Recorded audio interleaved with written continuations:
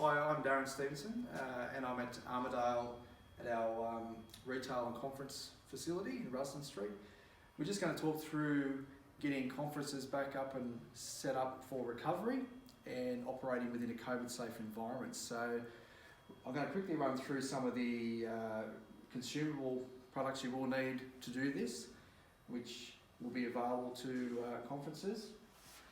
Things like disposable gloves, face masks, cleaning products, hand wipes, Glen 20 or similar spray, hand sanitizer, floor tape or barrier tape if you wish to put some markings down on the floor, and a number of signage which have been developed within Vinnie's but also from the Health Department and Safe Work Australia. So this is some typical items that will be needed to get the space back up and running, and we're going to do a bit of a walk through a typical conference area within an actual meeting space and care and support where clients are seen to, and go through how some of this will be implemented in that workspace.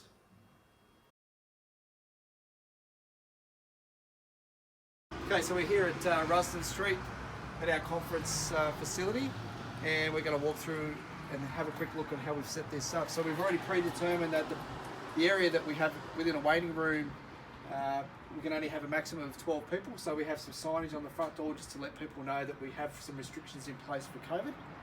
So we'll go through into the waiting room.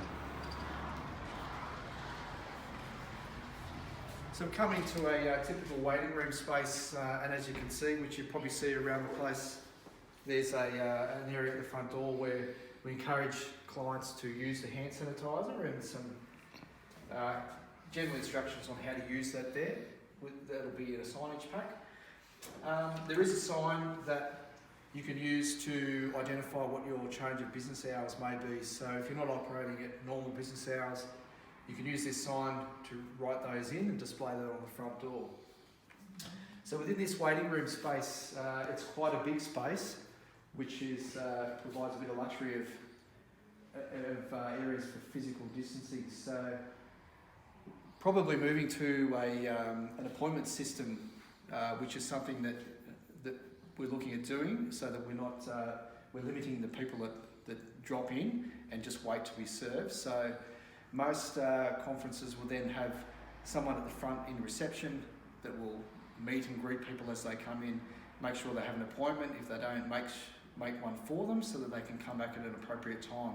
And that will just limit the number of people congregating in one space to ensure that we have that social distancing in place. So we move through. This area here is quite a big area, as I said, but we've just spaced out the waiting room chairs for people that are waiting for an appointment, so there is that distance in place.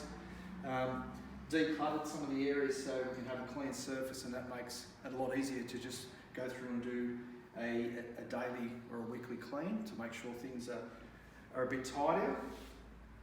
So we can go through to the care and support, so the interview space at this stage.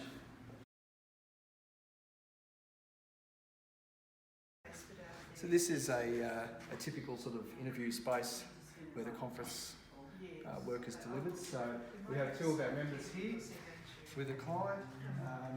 Again, a fairly decent office size where we can maintain that distancing, and we just need to make sure that those layouts are appropriate, that we can have a little bit of distance between our members and our clients. And now we're at a conference meeting space. So again, we have some signage on the door where we've worked out our maximum, says customers, but maximum people we can fit into this space. So based upon the meeting space behind, we've come up with 11 people. So we'll go through and show the layout. It's quite a decent sized room. We start off, again, we have some hand sanitizer there for people to use as they come in. Some more signage just to prompt people to keep their distance, stopping the spread and hygiene issues as well. With the layout here for meetings, we've come up with 11 people, so usually set the table up with the appropriate number of chairs around that are spaced for that social distancing, and decluttering the area as well, again, for just maintaining clean surfaces where it can be easily maintained on a daily or weekly basis. Now there are a number of other chairs here. It might be a good idea to actually remove any excess chairs just to stop that temptation of extra people coming in and only putting out the number of chairs that you've worked out for your maximum number of people.